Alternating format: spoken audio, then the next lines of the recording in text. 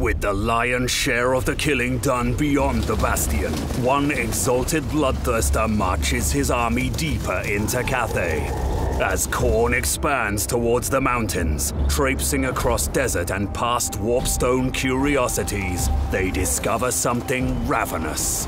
The most powerful and brutal of Khorne's warriors, exalted bloodthirsters live only to end lives and harvest skulls.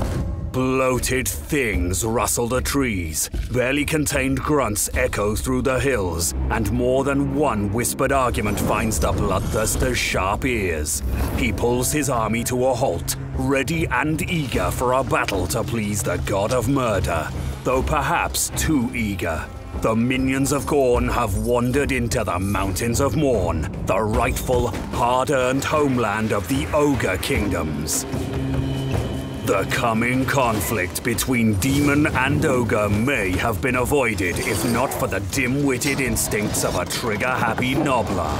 Witnessing the premature firing of the scrap launcher rouses the thuggish instincts of the poorly concealed ogres, who lose all semblance of order and descend upon the demons, largely mistaking them for edible man-things. Scrag the Slaughterer is the insane leader of this rabble, who style themselves the Disciples of the Maw. He drags behind him a massive meatbot and is seldom far from a rabble of gorgers.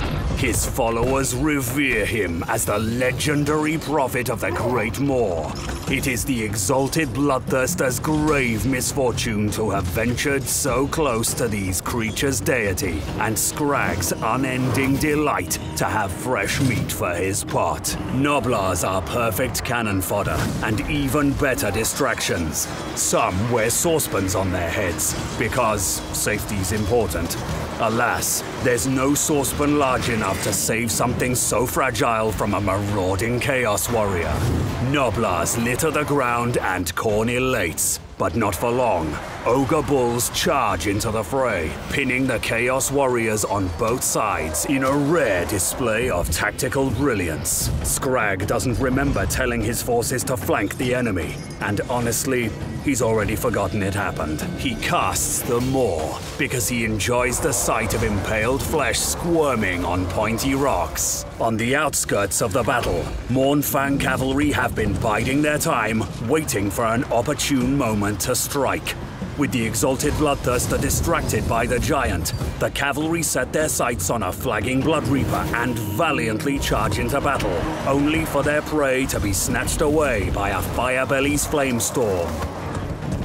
More Khornate forces wade into the conflict. These twisted creatures are harborages of death, beings of pure hatred designed to do but one thing: wage total war. The battle is souring for the Maw prophet. Khornate swords sing with ogre death as the more disciplined of the two armies recovers from the shock of the initial attack.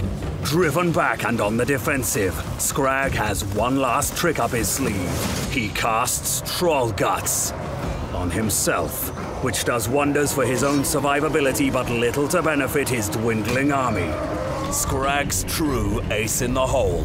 A rampaging Stonehorn and a fresh wave of trusty Gorgers are more than enough to even the odds. For what Scrag the Slaughterer and his ogre kin lack in tactical prowess, they more than make up for in brute strength and raw power.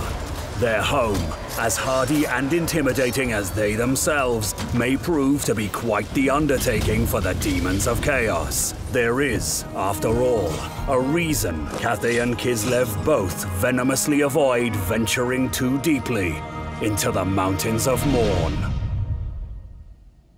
欢迎回来，我是阿姆西。恐虐 VS 食人魔，整个片子看起来啊，我觉得最有趣的就是这一波十角兽的空气滑铲了。在 CA 反重力技术的作用下，相信十角兽的蹄子磨损率啊，可以显著的降低100%。那么今天除了这部片子之外呢，这里还有一张最新公布的女沙皇卡捷琳的套图截图。从中呢，我们可以看到卡捷琳的派效果和领主效果。作为有史以来最强大的冰霜女巫之一，卡捷琳的法术失误概率降低了 50%， 并且呢，作为女沙皇，她的冰雪禁卫部队的维持费用也降低了 50%。腐蚀减6啊，你就把它理解为未受腐蚀加6就可以了啊。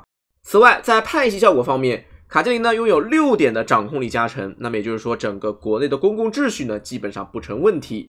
同时卡捷琳呢还拥有寒霜侍女亲和，或者叫事务官亲和，在他手下的寒霜侍女呢前程获取的效率会提高，星目的等级呢也会提高，同时冰雪王庭中训练的事务官的回合数也会减少。可能有些观众没有看过我之前做的基斯里夫机制的视频啊，这个所谓的冰雪王庭呢其实就是训练事务官啊，他的事务官呢并不是说你每回去招啊每回就能出的啊，你一定要花一点时间呢去训练的。从 CA 给出这张图中呢我们可以看出基础时间应该是6个回合，而卡捷琳呢可以把它压缩到4个回合。 OK， 以上呢就是我们今天的内容了。后续几天呢，你们猜 CA 会不会放出更多的领主详情页呢？